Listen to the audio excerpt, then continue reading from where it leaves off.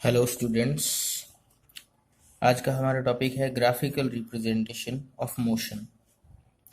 हमने एक ऑब्जेक्ट के मोशन के बारे में स्टडी किया था। हम उस मोशन को अब ग्राफ से रिप्रेजेंट करेंगे, ग्राफ से शो करेंगे। देखिए, हम ग्राफिकल रिप्रेजेंटेशन के लिए हम तीन तरह के ग्राफ्स ड्रॉ कर सकते हैं। हम ऑब्जेक्ट की पोजीशन और टाइम में ग्राफ ड्रॉ कर सकते हैं, तो हम उसे कहेंगे पोजीशन टाइम ग्राफ या एक्सटी ग्राफ या एक्सटी कर्व। सो एक्सटी ग्राफ,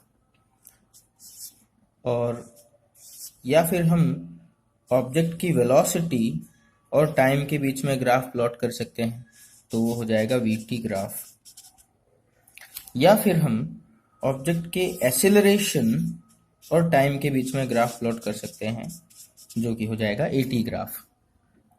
अब अगर एक्सेलरेशन का फॉर्मूला लिखा जाए, एक्सेलरेशन जो है वो change in velocity on change in time.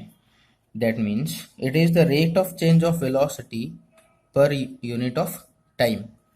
अगर एक्सेलरेशन की वैल्यू हम ये देखें कि पॉजिटिव और नेगेटिव कब हो सकती है, तो इसी फॉर्मूला को हम लिख सकते हैं v2 minus v1 upon t2 minus t1।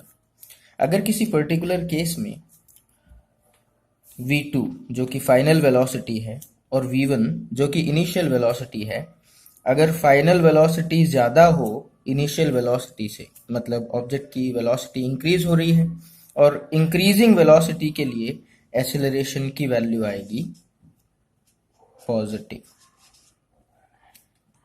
और अगर किसी पर्टिकुलर केस में ऑब्जेक्ट की वेलोसिटी जो फाइनल वेलोसिटी है वो कम हो इनिशियल वेलोसिटी से, मतलब अगर v1 कम हो v2 से, तो एक्सेलरेशन जो है वो नेगेटिव आएगा। यानी कि एक्सेलरेशन पॉजिटिव तब होता है जब v2 is greater than v1, और नेगेटिव तब होगा जब v2 is less than v1। Negative acceleration को कई बार डेसेलरेशन या रिटार्डेशन भी कहा जाता है।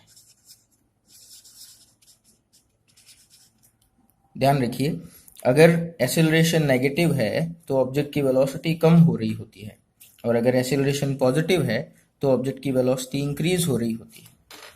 सो ये तीनों तरह के ग्राफ ड्रॉ करने के लिए हमें, सपोज हम एक्सटी ग्राफ ड्रॉ कर रहे हैं, तो हमें एक्स एक्सिस पर टाइम लेना है और वाई एक्सिस पर पोजीशन लेनी है, ओरिजिन। अगर हम इन दोनों के बीच रिलेशन डिस्प्ले करना चाह रहे हैं, सो ये एक्सटी ग्राफ हो जाएगा। और इसी तरीके से अगर हमें वीटी ग्राफ ड्रॉ करना है तो हम वाई एक्सिस पे वेलोसिटी ले लेंगे, और इसी तरीके से एटी ग्राफ भी ड्रॉ कर सकते हैं, जिसमें वाई एक्सिस पर एक्सेलरेशन और एक्स एक्सिस पर टाइम ले लेंगे। इस तरीके से हम एक्सटी, वीटी और एटी ग्राफ तीनों ड्रॉ करेंगे। अब हमारे पास सिचुएशन जो है वो क्या क्या हो सकती हैं। एक सिचुएशन हमारे पास हो सकती है जब ऑब्जेक्ट रेस्ट पे हो। एक सिचुएशन हमारे पास हो सकती है जब ऑब्जेक्ट यूनिफॉर्म मोशन में हो, और एक सिचुएशन जब ऑब्जेक्ट नॉन यूनिफॉर्म मोशन में हो। अब इन तीनों सिचुएशंस में रेस्ट पे अगर ऑब्जेक्ट होता है तो उसकी पोजीशन जो है वो चेंज नहीं होती है, दैट मीन्स पोजीशन कांस्टेंट होती है। अगर ऑब्जेक्ट यूनिफॉर्म मोशन में होता है तो हम यूनिफॉर्म मोशन को डिफाइन कर सकते हैं कि अगर एक ऑब्जेक्ट जो कि इक्वल इंटरवल ऑफ टाइम में इक्वल डिस्टेंसेस ट्रेवल कर रहा हो, तो हम उस मोशन को नॉन यूनिफॉर्म मोशन कहते हैं, और यूनिफॉर्म मोशन कहते हैं। और यूनिफॉर्म मोशन में ऑब्जेक्ट की जो वेलोसिटी है वो कांस्टेंट होती है। अगर वेलोसिटी कांस्टेंट है तो फाइनल वेलोसिटी और इनिशियल वेलोसिटी दोनों सेम होगी, इसलिए एक्सेलरेशन जीरो होता है। ये कंडीशंस हम ग्राफ रिप्रेजेंट करने में काम में लेंगे। अगर एक ऑब्जेक्ट नॉन यूनिफॉर्म मोशन में है तो फिर उसकी वेलोसिटी कांस्टेंट नहीं होती है और एक्सेलरेशन भी जीरो नहीं होता है। तो नॉन यूनिफॉर्म मोशन में वेलोसिटी भी कांस्टेंट नहीं है और एक्सेलरेशन भी जीरो नहीं है। बट अगर हम यूनिफॉर्म मोशन का ग्राफ ड्रॉ करेंगे तो हमें ये ध्यान रखना पड़ेगा कि वहां वेलोसिटी कांस्टेंट होनी चाहिए और एक्सेलरेशन जीरो होना चाहिए। अब हम सब तरह के ग्राफ्स ड्रॉ करते हैं। हम सबसे पहले पोजीशन टाइम ग्राफ या एक्सटी ग्राफ ड्रॉ करके देखते हैं। तो अगर हम तीनों केसेस एक एक करके स्टडी करें, तो सबसे पहले first case object at rest, और रेस्ट का एक्सटी ग्राफ हम इस तरीके से ड्रॉ करेंगे। टाइम एंड यहाँ पोजीशन ले लेते हैं।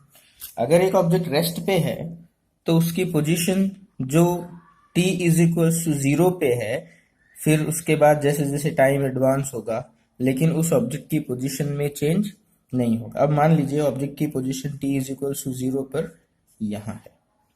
अब जैसे जैसे टाइम इंक्रीज होता जाएगा वैसे वैसे ऑब्जेक्ट ये ग्राफ इस तरह से आएगा। बट ऑब्जेक्ट की अगर पोजीशन चेंज नहीं हो रही है तो ये स्ट्रेट लाइन आ जाएगी पैरेलल टू टाइम एक्सिस। अगर हम पैरेलल टू टाइम एक्सिस एक स्ट्रेट लाइन ड्रॉ करते हैं तो रेस्ट का ग्राफ हो जाता है। इस तरह का ग्राफ जब भी आप देखें तो वाई एक्सिस की क्वांटिटी एक्स एक्सिस के साथ चेंज नहीं होती। That means X is equals to a constant. और अगर पोजीशन कांस्टेंट है तो ऑब्वियस है कि वेलोसिटी ऑब्जेक्ट की जीरो है। ऑब्जेक्ट जिस पोजीशन पे है अगर उसी पोजीशन पर स्टेशनरी है तो उसकी वेलोसिटी इंक्रीज नहीं होगी। Next thing, second case uniform motion.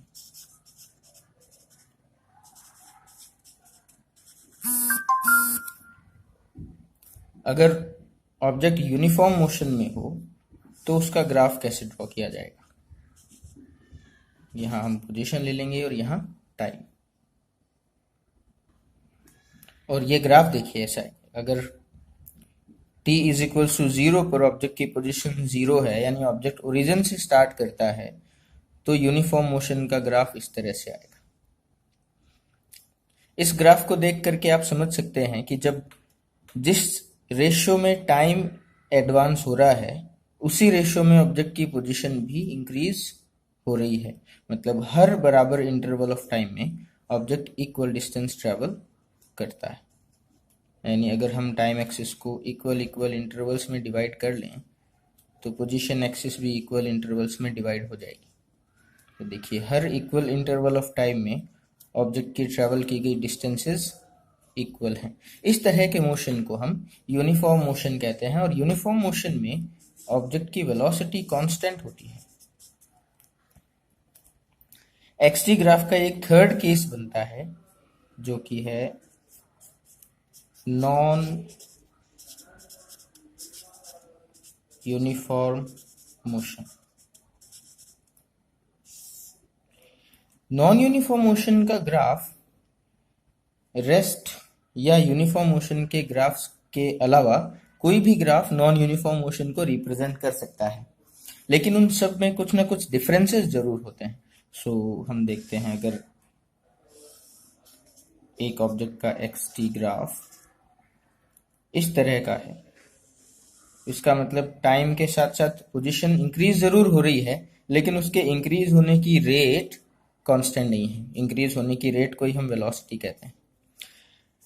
और यही ग्राफ हम इस तरीके से भी ड्रॉ कर सकते हैं। अगर इस तरह का ग्राफ आया तो भी नॉन यूनिफॉर्म मोशन को ही रिप्रेजेंट करेगा, और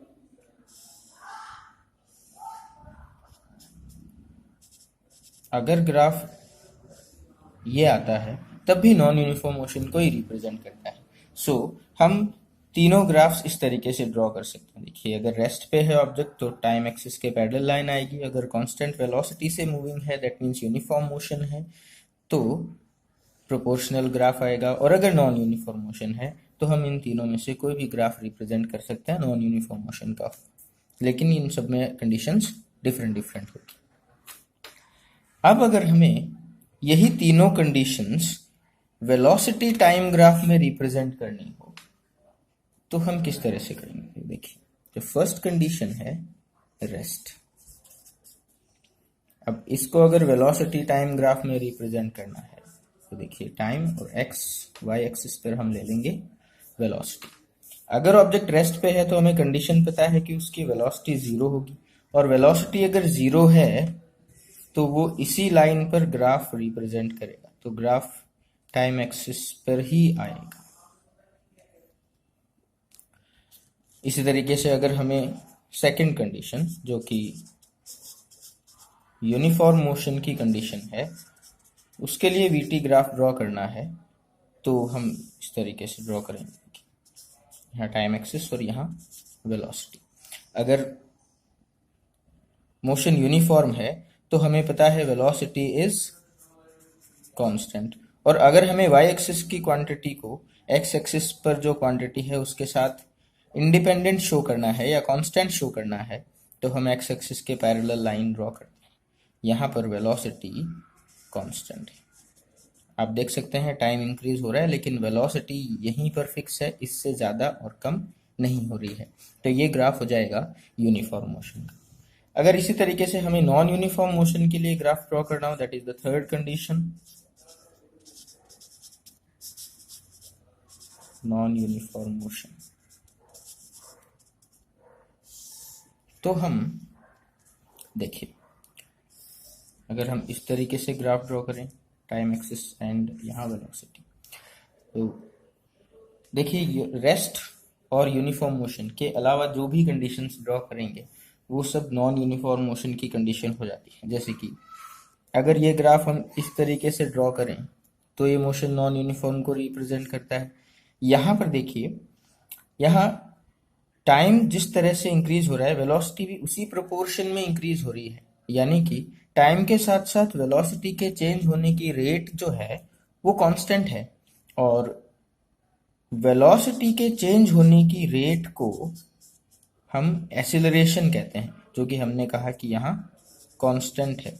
यानी ये ग्राफ नॉन यूनिफॉर्म मोशन को रिप्रेजेंट करता है लेकिन यहाँ पर एक्सेलरेशन ऑब्जेक्ट का कांस्टेंट है, यानी वेलोसिटी चेंज जरूर हो रही है लेकिन चेंज होने की रेट कांस्टेंट है। तो ये एक स्पेशल तरह का ग्राफ हो जाएगा, हम इसे कहेंगे non uniform motion with uniform acceleration. अब इसके अलावा हम इस तरह से भी ग्राफ ड्रॉ कर सकते हैं, ये वो नॉन यूनिफॉर्म मोशन का ग्राफ है लेकिन यहाँ पर एक्सेलरेशन भी अब कांस्टेंट नहीं है। या फिर हम नेक्स्ट ऐसे भी ड्रॉ कर सकते हैं, ये भी नॉन यूनिफॉर्म मोशन का ग्राफ है लेकिन एक्सेलरेशन कांस्टेंट नहीं है।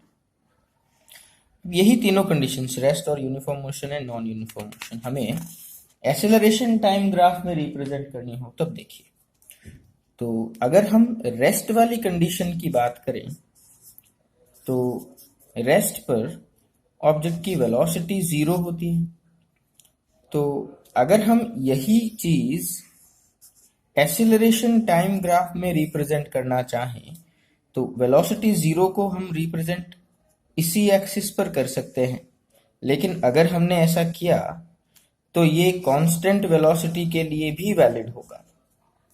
यानी कि अगर ऑब्जेक्ट का एक्सीलरेशन 0 है तो भी उसकी वेलोसिटी कांस्टेंट भी हो सकती है और उसकी वेलोसिटी 0 भी हो सकती है। तो हम कोई स्पेसिफिक नहीं लेंगे कि एक्सीलरेशन टाइम ग्राफ रेस्ट के लिए बन जाए, क्योंकि इसमें कोई श्योरिटी नहीं है, बट ये यूनिफॉर्म मोशन के लिए जरूर बनाया जा सकता है। सो यूनिफॉर्म मोशन के लिए एक्सटी ग्राफ अगर ड्रॉ करना होगा तो हम इस तरीके से करेंगे। ये अगर मोशन यूनिफॉर्म है दैट मीन्स वेलोसिटी जो है वो चेंज नहीं हो रही है, वेलोसिटी कांस्टेंट है, सो एक्सेलरेशन इज 0, और 0 एक्सेलरेशन जैसे मैंने बताया आप यहीं पर ड्रॉ कर सकते हैं। सो ये और ये ग्राफ सिमिलर हो जाते हैं, इसलिए रेस्ट के लिए हम कोई ग्राफ नहीं ड्रॉ करते हैं, बट यूनिफॉर्म मोशन के लिए कंडीशन स्पेसिफिक है, ये श्योरली यूनिफॉर्म मोशन को रिप्रेजेंट कर सकता है। नाउ नॉन यूनिफॉर्म मोशन,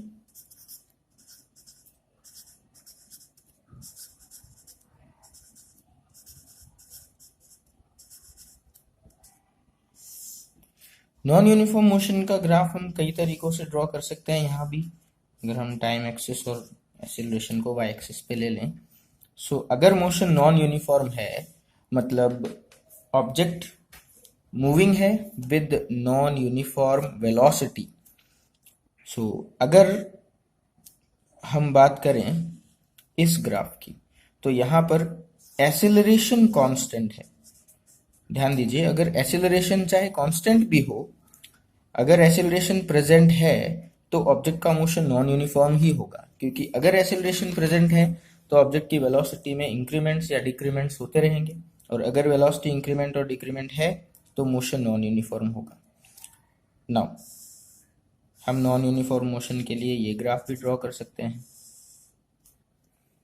यहाँ एक्सीलरेशन, और हम नॉन यूनिफॉर्म मोशन के लिए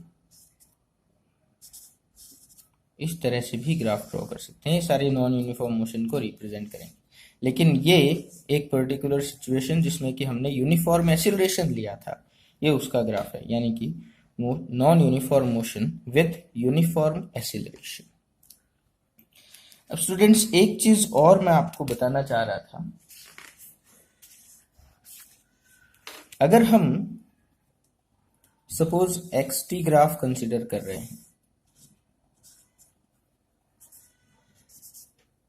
और मान लीजिए ग्राफ स्ट्रेट लाइन आता है।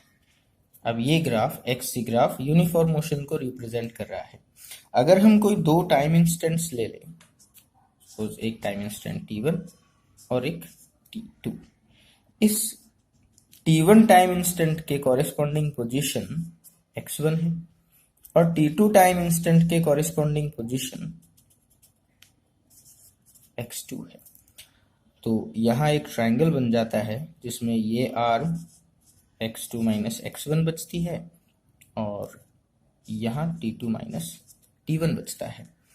अगर हम इस लाइन का स्लोप कंसिडर करें और स्लोप कैलकुलेट करें tan थीटा, तो हमें लिखना होगा x2 minus x1 upon t2 minus t1, क्योंकि tan थीटा का फॉर्मूला होता है परपेंडिकुलर अपॉन बेस। और अगर हम इस फॉर्मूला की बात करें तो ये बनता है delta x upon delta t, मतलब वेलोसिटी का। सो हम यहाँ से कंक्लूड करेंगे कि xt ग्राफ का स्लोप हमेशा वेलोसिटी के इक्वल होता है। xt ग्राफ का स्लोप हमेशा वेलोसिटी के इक्वल होता है। अगर यही कंडीशन vt ग्राफ के लिए हो, ग्राफ ऐसा है, ये graph non uniform motion with uniform acceleration के लिए है, और यहाँ भी हमने दो टाइम इंस्टेंट्स ले लिए t1 एंड t2 और उसके corresponding velocities v1 and v2। तो यहाँ इस ट्रायंगल की बात की जाए थीटा, और ये हो जाएगा t2 माइनस t1 और ये v2 माइनस v1। यहाँ इस ट्रायंगल के लिए tan theta is equals to v2 minus v1 upon t2 minus t1। तो हम इसे कह सकते हैं delta v upon delta t, जो कि एक्सीलरेशन को रिप्रेजेंट करता है। सो vt ग्राफ का स्लोप हमेशा एक्सीलरेशन के इक्वल होता है।